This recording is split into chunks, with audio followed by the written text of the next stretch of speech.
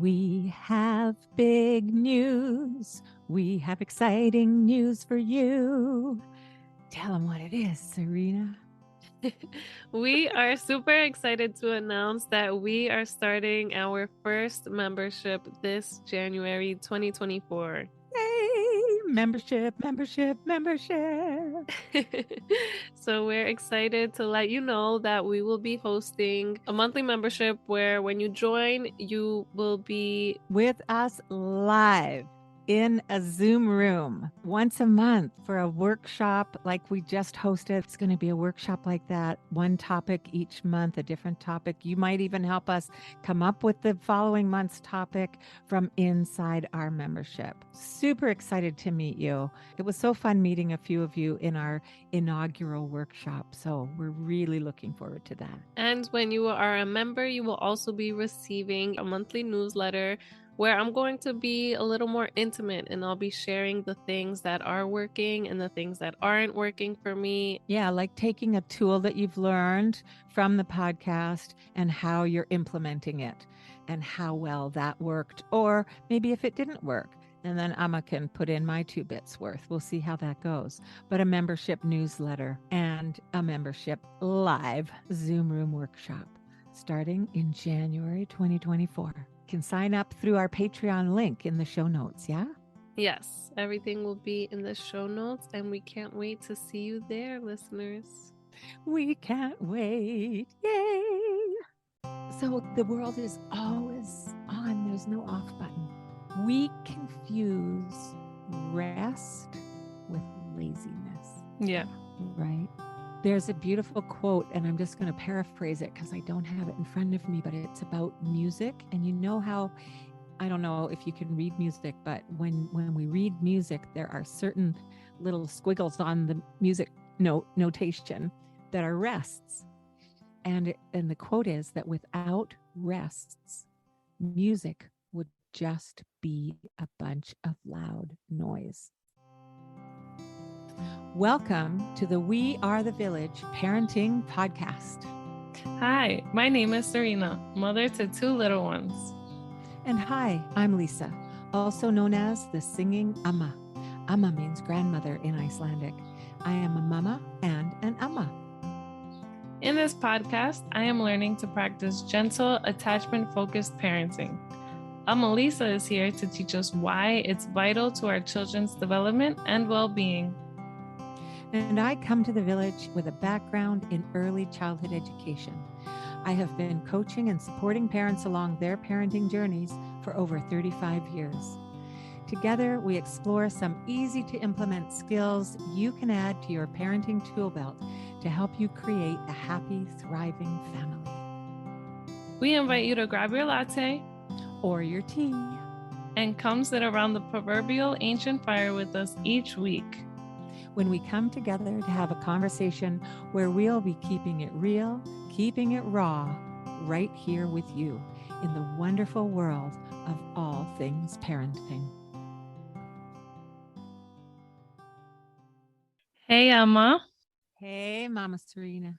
So, it's been a very busy summer, and although it's been really fun, it's starting to take a toll on me. It just feels like one thing after another, and kind of like we have to take advantage of the summer. So my grandparents came to visit. Then we went to Texas to visit my grandma, my other grandma. Then we came back and we had a family reunion. Then we came back from the family reunion and we went camping. And it's been such a good time. I'm having so much fun, but I just feel busy at the same time. And like, I can't really just sit in the moment because I'm waiting and mentally preparing myself for the next thing that we have to do. Mm-hmm. And it's exhausting. Mm-hmm. And that is key. I think what you just said, you're kind of waiting for that next thing and you can't just be in the moment. Mm-hmm. And that's what exhausts us, is that we're not present and just being right here, right now. Yeah. That's the exhausting piece right there. Mm-hmm. Yes, it's summer. Yes, they're all great, fun things to be doing. I mean, in my life, I make a point of going to the ocean every evening if I possibly can, because my favorite way to exercise is in the water. And I'm like, oh, I'm so tired. And I make myself do it anyway because I know I've only got, you know, 8 or 10 weeks of the year that I can do that where I live, where the water is warm enough to get in and exercise in. And there's just always so much going on in the summer. Yes, it's busy. But if we may, I would like to delve into a topic that is near and dear to my heart. And that is how we have become a culture that has glorified busyness. Yeah.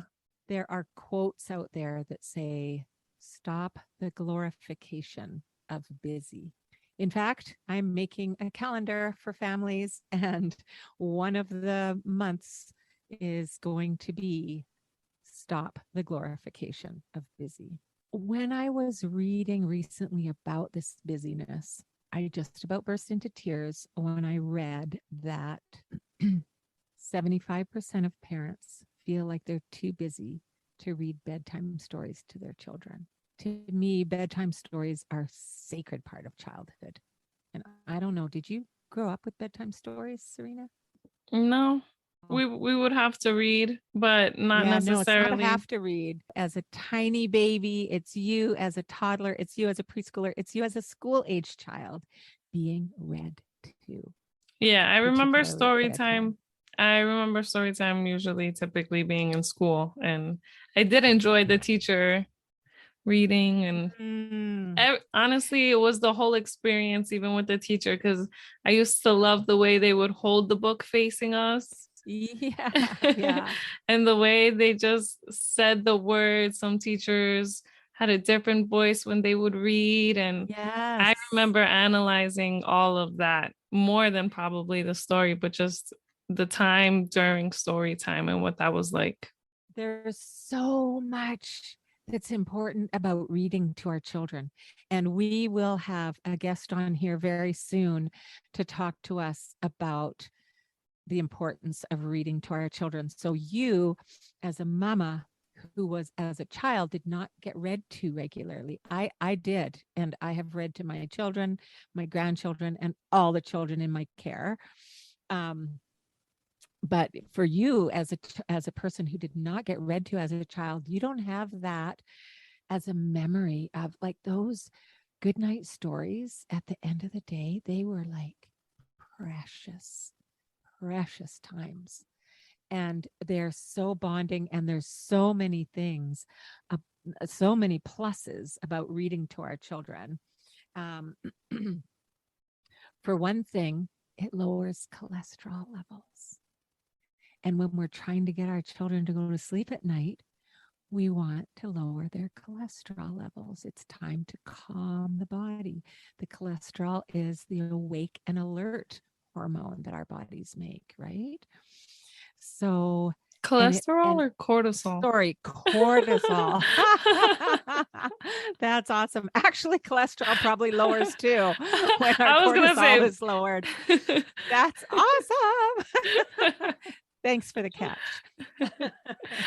But yeah, so we will have a whole episode about reading to our children and reading bedtime stories.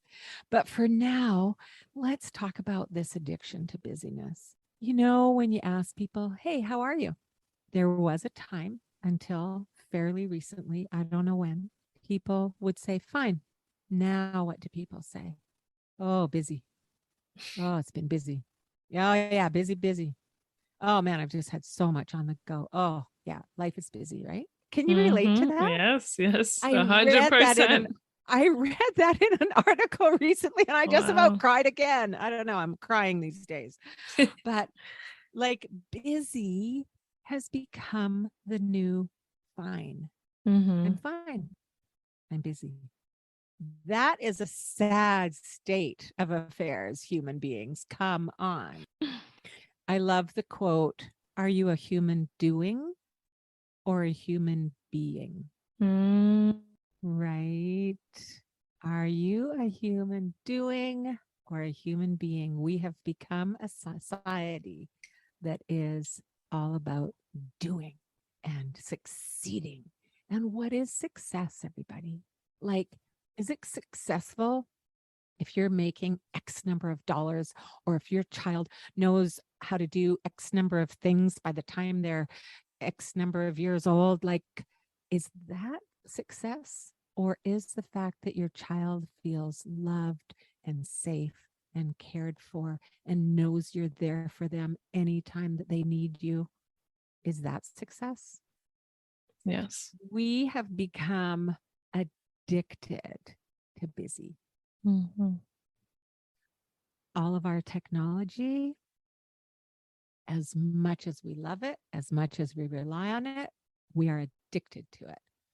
And our phones and our tablets and our computers are total, constant, always on distractions. The World Wide Web, the wonderful internet that we can ask the room to tell us an answer to some question in some homes, Yeah. right? Yep. It's always on. You can ask any time of the day or night, any question that you have. You can look up the answer to anything, any time of the day or night. The world is always on. There's no off button, there's no off switch. When I was a little girl, most of the stores, if not all the stores, were closed on Sundays. We weren't still a really religious society, but that came from, Sunday is the day of rest, from the days when church was a big part of society. At some point, I think it was during my young adult life, stores started to be open 7 days a week. You can now go grocery shopping any day of the week. And in some places, not where I live because it's rural, but in many places, you can shop up until midnight. In some places, you can shop all night long. Certainly online, you can shop all night long. Oh, yeah. So the world is always on. There's no off button. We confuse rest with laziness. Yeah. Right. There's a beautiful quote, and I'm just going to paraphrase it because I don't have it in front of me, but it's about music. And you know how, I don't know if you can read music, but when we read music, there are certain little squiggles on the music notation that are rests. And the quote is that without rests, music would just be a bunch of loud noise. Wow. Rests are what make music, and they are what make music beautiful. Rests are what make life beautiful. Right? Yes, that's a great Can I one. get a heck yes? Heck yes. So, so how do we get there? First of all, we need to recognize that being busy is a choice. Now, I can hear some of you out there with a lot of resistance about that. You might have to work full time. You might be a solo parent and have to work full time. You might have to work 2 jobs or 3 jobs, or both parents have to work, or, there's so much that keeps us busy. And what are you doing in the times when you're not working, when you're not feeding your child, doing your laundry, whatever? What are you actually choosing to do in those times? Are you playing into your addiction with your distractive devices? Because sometimes that feels restful for us, but is it actually giving us the rest we need? Is it actually calming our minds and our bodies? So scheduling some rest and some time off is vitally important. For families, it's recommended to have a day of each week that has free time, a lot of free time in it. And for each day during the week to have some free time every day. free time means you get to choose what you're going to do. You're going to go outside for a walk. Are you going to read some stories? You know, not the have tos. Now I have to do this. Now I have to do that. And for those of you who are busy full time parents, I get that it's hard to fit in things that don't feel constructive because there's a million piles of laundry to do in a month's time. There's, mountains of dishes to do, whether or not you have a dishwasher. They still have to be loaded and unloaded and put away. There's just so much all the time. And without rest, your life is just a cacophony of sound, just a bunch of noise. So resting, actually taking time away from our screens, out in nature if possible, reading a book if possible, it can deplete our stress levels, like lower our stress levels. It deepens our relationships because when I take those times, I often think, oh, actually, I feel like phoning so and so and having a voice to voice conversation, not a text conversation. And that is helpful for our human beingness. Having rests and time off can refresh our outlook on life. Even if it's a 15-minute walk. When hubby comes home from work and you feel depleted, say, hey, babe, I got to go for 15 minutes and I'll be back and we can have our evening together. It refreshes your outlook. And interestingly, resting and having time off increases our productivity. We think we have to be on the go all the time to get stuff done, to get it all done. No. It's about being more intentional with your time and not just always doing and some people think that they're getting more done when they're multitasking, but you're really not because you're not focusing on one task.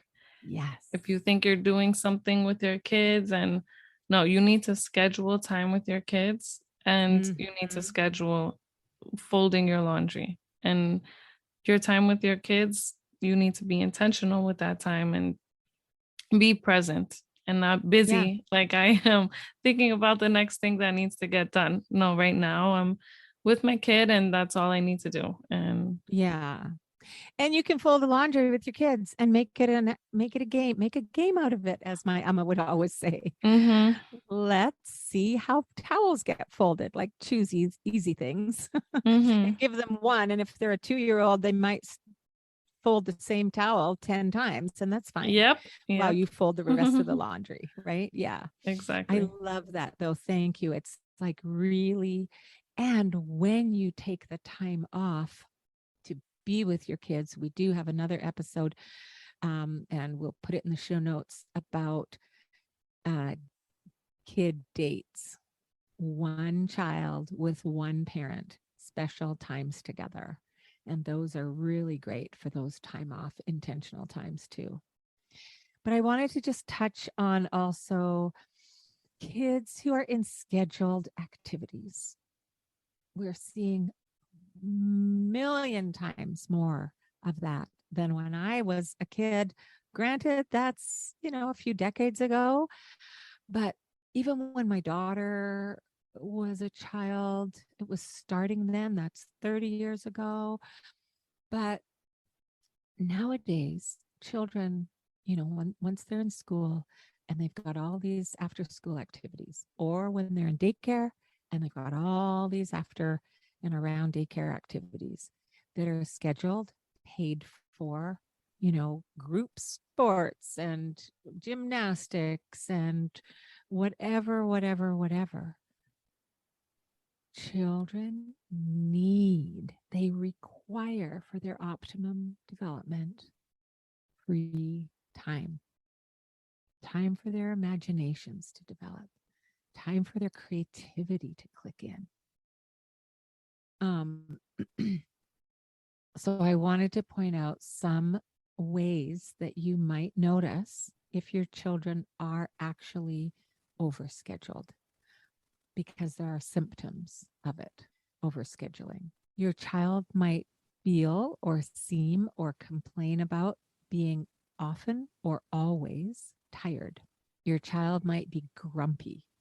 They might cry easily, have a low ability to emotionally regulate themselves. And these are, once they've learned emotional regulation, which is not when they're toddlers, but anyway, more easily upset.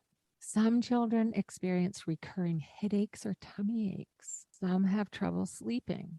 Some are prone to accidents. These are all possible signs that your child is overscheduled. I'm going to say if you've got preschoolers who are in daycare because you need the childcare so that you can work, they don't need any other scheduled activities. They need free time to play.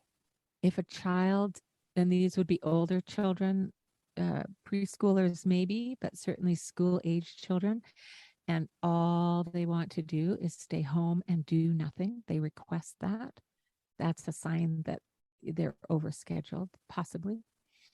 They could also be introverts, but you'll know your child. And also for you, if you're tired and easily agitated, that's a sign that there's overscheduling going on in your life. If you see your kids in your car more than anywhere else, that's a definite, clear sign that your lives are overscheduled. So, we just encourage you to know that your child will learn so much from, quote, just being able to play with whatever they feel like playing with, indoors, outdoors. They don't need scheduled activities to grow and flourish. That's a fallacy in very recent history that has developed with time. People want to push their children towards the best universities when they're 3 years old. And honey, that ain't going to help. It's just not helpful. In fact, it can have the opposite effect. And it saves you the stress of feeling like you need to constantly schedule something for your kid. Knowing that it's good for them to have free time is freeing for us as parents. Yes. To know it's okay that they're playing in their playroom and we don't have anything set. They're just going to play, free play. It's more than okay. It's actually vital for their development. It's so important. Free play. We could do a whole podcast on that topic right there.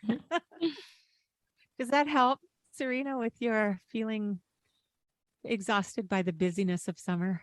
It does. It's relieving, and it relieves me of any guilt that I have if I don't have my daughter doing playtime, then color time, then go do a sport, and then what she wants to do, she's gonna do.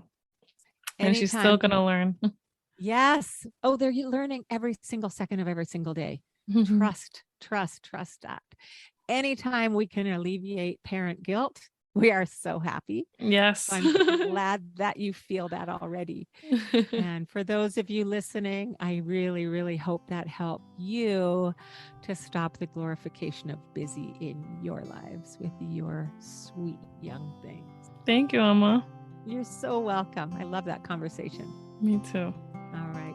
See you soon. Love you, everybody.